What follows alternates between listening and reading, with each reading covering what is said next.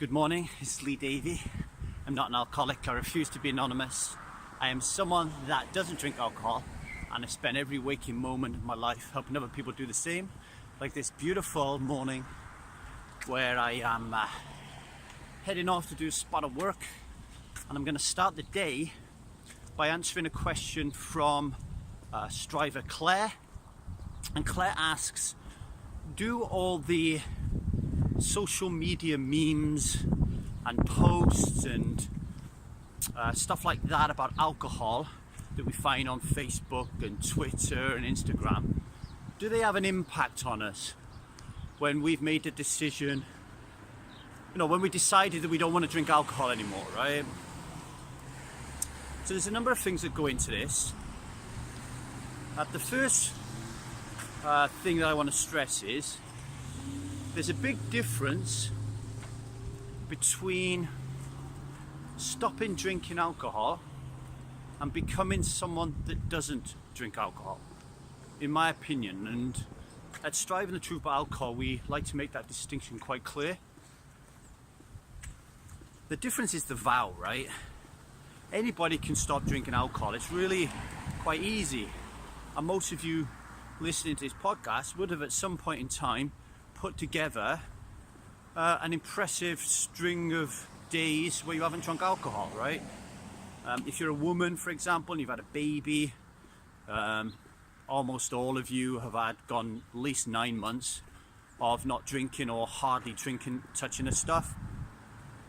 And I'm pretty sure you found that manageable. You wasn't craving too much by the end of it. So, stopping drinking alcohol is one thing. But being someone who doesn't drink alcohol, that's completely different. That is like taking the vow, a greater vow, looking at the holistic picture here and focusing on your health and wellness primarily, and of course why you drink alcohol, because that's super important, and raising awareness of that truth.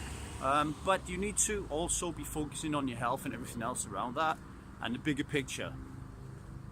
And once you take that vow to be someone who doesn't drink alcohol, then you're never going to drink alcohol again, which will leave, if you work with us here, to having no cravings, which means it doesn't matter how many wine o'clock memes get plastered over Facebook, Instagram and Twitter, it's not going to affect you, because you would have changed your being. What essentially happens when we become people who don't drink alcohol, we become different people. We become different people because we create different personalities. We leave old personalities behind and we create new ones. And those new personalities, alcohol has no value for them. And because alcohol has no value, we could walk into a pub of 100 people every single day and we would never be triggered to drink. That is because we are people that don't drink alcohol. So the first thing I want to stress there is, yes, obviously those memes can be problematic if you've just stopped drinking alcohol, because you're still likely to be triggered. You're still going to be the same personality. You're still going to think that alcohol's value, so those things will have an effect. But if you, good morning badass dog, but if you do the work and take the vow to be someone who doesn't drink alcohol permanently, then it's going to lose its efficacy. The second thing I want to talk about, hello, the dog, is a part of the Truth About Alcohol Intensive. We work on the module awareness, where we're raising the awareness of the truth about alcohol. In 1 week, we cover institutionalism. And institutionalism is an idea that I robbed from Melanie Joy after reading Why We Don't Eat Dogs, Wear Cows, and I can never get the title right, but Melanie Joy's a great book. And the point of institutionalism is understanding where our great institutions in our life feature and underpin and cement these belief systems that we have. So Melanie Joy believes that eating meat in itself, which she calls carnism, is an invisible, violent and dominant belief system. That's where I first got the term from, right? And one of the ways that carnism or meat eating is kept as an invisible belief system is, if you think about it, it's obviously violent because we consume or we kill billions of animals a week. Yes, a week. Billions of animals a week to eat them. Okay? And since 1970, humanity has wiped out 60% of all wildlife. Hugely partly due because we eat them. And the way that we eat them and kill them is very, very violent. If anybody's watched Earthlings, for example, it's a harrowing horror movie of cruelty to animals. So how do we, in the face of this cruelty and this violence, manage to deal with the cognitive dissonance of stroking our dog, and like we just passed two dogs, didn't we, barking? They're being taken care of by somebody who would never dream of eating them, yet you would eat a cow or a pig or a dog. Isn't a lamb cute and cuddly? Isn't a little piglet cute and cuddly? Isn't a little calf cute and cuddly? But we still eat them. So how are we able to do that? Well, part of the way that we're able to do that is through something that Melanie Joy calls absurdity.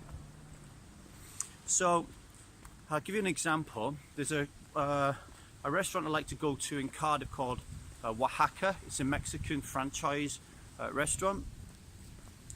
And sometimes when you go to Oaxaca, they have a sign at the front of the door which is advertising their tacos, and it's a pig that's smiling with an apple in its mouth on a chopping board, smiling. At my brother-in-law's house, they have a chopping board with a tea towel over the top of it, and on the tea towel is a load of pigs smiling and jumping over a chopping board in delight. Now, if you think of the fact, or you watch a pig being killed in a slaughterhouse, and I've been lucky enough to wear virtual reality goggles and actually become a piglet in a slaughterhouse. I say fortunate enough, I was crying and I took my glasses off and I couldn't finish watching it. When you see how they die, when you see how their balls are cut without anaesthetic, their tails are ripped out without anaesthetic, if you see the way that their mothers are treated, pinned down under metal bars while babies feed off them and they're not allowed to move, and then the babies are ripped away from them, which if you're a mother you'll know the horror of, just thinking about it. If you put all that together and then you see this post of this pig smiling and being happy that he has an apple in his mouth and he's just about to get chopped to pieces, then you will realize that that is absurd. It's absurd. But it's that absurdity that keeps you hooked into the invisible, violent and dominant belief system known as carnism, because it softens the blow. It removes the pain and the violence and replaces it with black, dark humor, right? And you don't even see it as black, dark humor. You just see it as humor. And what does that have to do with alcohol? All these memes that you see is a very, very, very clever marketing ploy by the people that have created them, leaning on this notion, this tool, marketing tool of absurdity. All right? We know that alcoholism is an invisible, violent, dominant belief system. We know that it's violent because it kills more than 3.3 million people a year and it's a causal factor in over 200 illnesses and diseases. We know that, right? But we're able to keep drinking and remain a part of that belief system because part of the belief system is this absurd nature of alcohol. So if you look at marketing and branding of alcohol, invariably the one thing that they do is they tap into our vulnerabilities. They tap into our vulnerabilities, and invariably that is the fear of being alone. So a lot of alcohol ads is based around our social structure, about having a great social life, about being around beautiful people. It's about status. They're trying to plug into us and tell us that if we don't drink alcohol, our status will drop. I just read an article this morning from the Russo brothers, the guys who did Avengers Infinity War. They said they would struggle to bring Superman, do Superman the movie, because in order for them to do their work, and script writing and filmmaking is just pure marketing, they would need to find a vulnerability in each character. If anyone saw Avengers Infinity War, for example, Thor, my dogs. Can I just say as a side that I might want to eat dog, actually. I'm vegan, but I might want to eat dog. I'm not the greatest dog fan in the world. I'm not going to eat a dog, that's only a joke. But I'm not the greatest dog fan in the world for that reason. Yeah, if you watch those movies, then Thor, who's like this dude with a big hammer you can't kill, the Hulk, who's this big dude that you can't kill, and Thanos himself, who's this super big dude that nobody can kill, all three of them, the writers showed us their vulnerability, didn't they? Thor with the death of his brother, the Hulk with his inability to beat Thanos, and Thanos with the death of his daughter. Okay, so the love for his daughter. So they tap into those vulnerabilities, and that's what marketers do. They tap into this vulnerability that says, hey ho, if you don't drink this stuff, then you are going to be alone. You're going to be an outsider. And the meme industry taps into that same framework by making a mockery and a joke and leaning on the absurd notion that we have these things, photographs and artwork and beer mats and calendars, especially around this time of the year, because Christmas is just full of just useless trinkets that people buy to fill in people's stockings, and these wine o'clock memes and all that kind of stuff, load of nonsense. But if you talk to somebody and you say to them that you're giving up drinking alcohol, one of the first things that they do is kind of laugh, kind of make it turn into a little joke, don't they? Because that makes it, the conversation, less comfortable, more comfortable for them. Because once you say you're stopping drinking alcohol, it opens a gateway for cognitive dissonance to appear inside the mind of the person you're speaking to, right? So they don't want that to happen. Well, these memes, these little jokes, these absurd little slogans and statements and quotes, that's what they are. They are cognitive dissonance softeners, the pillows for cognitive dissonance. They allow us instead to look at the seriousness of alcohol, and instead of that, to look at the light-hearted, so-called dark humour of it. So if our house is full of references to wine and alcohol being a good thing, and I used to live in one, then that is just going to continually reinforce to you that alcohol is just a joke, it's just a laugh, it's just a fun thing that we do. How can you bring the sinister side of it into your life if the meme side of it is so big?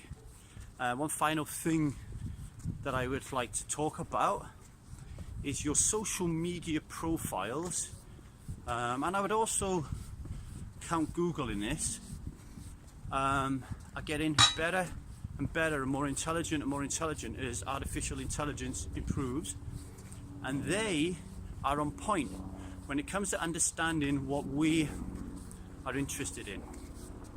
I've even had phone conversations with people, and then instantly something about that phone conversation has ended up on one of my news feeds, celebrating it or making it positive. And as you know, all I ever do is talk about alcohol, but not in a good light. And funnily enough, I never get any alcohol ads or anything like that to me. So whatever you're interested in, your social media feed is going to give you, and that includes the friends that you're interested in. So if you hang around with a bunch of people who post memes and all these wonderful things about alcohol, then to me, I know this is very difficult to wrap your head around, but it's akin to wanting to start taking heroin, but hanging around with your buddies in the dark little secret corner when they shoot up, because you still want to be part of that plan. And this goes back to the difference between stopping drinking alcohol, which is just an act, to becoming someone who doesn't drink alcohol, which is a transformational process. The two different things. So when we are becoming a different person, when we're creating a new personality, and part of that new personality is a new set of core values, and one of those core values will be to be healthy and well and to give back and to do good service in the world, then alcohol doesn't fit into that equation. Hanging around with people who have those qualities becomes an energy transference. We just start being attracted to those people, and then people are attracted to us, and then we lose contact, or we spend less time, or we wipe them out altogether, the people in our lives who don't share our core values, because that's what friendships and connections are about. I think personally that's where our connection comes from. It comes from either one or two or three or four core values that we're connected with. So I hope that helps, Claire. If you do want to become someone that doesn't drink alcohol, so these memes don't get into your brain, then the January Taster starts on January the 1st. 27 coaching videos, group peer learning. I am in there doing the moderating, so you get all my 9 years of experience of not drinking. So that starts on January 1st. Quicker you sign up for that, the cheaper it will be. And if you want to just jump straight into the intensive, and you know that you want to be someone who doesn't drink alcohol, why not work with us for a year? And you can sign up at the Truth About Alcohol for our intensive, or email me asking me for more information at thetruthaboutalcohol@gmail.com, and we'll get you on board, okay? I hope that was useful, Claire. Just Lee Davey, I'm not an alcoholic, I refuse to be anonymous. I'm someone that doesn't drink alcohol or pay any attention to stupid, fucked up memes about wine o'clock, and I bid you a good day.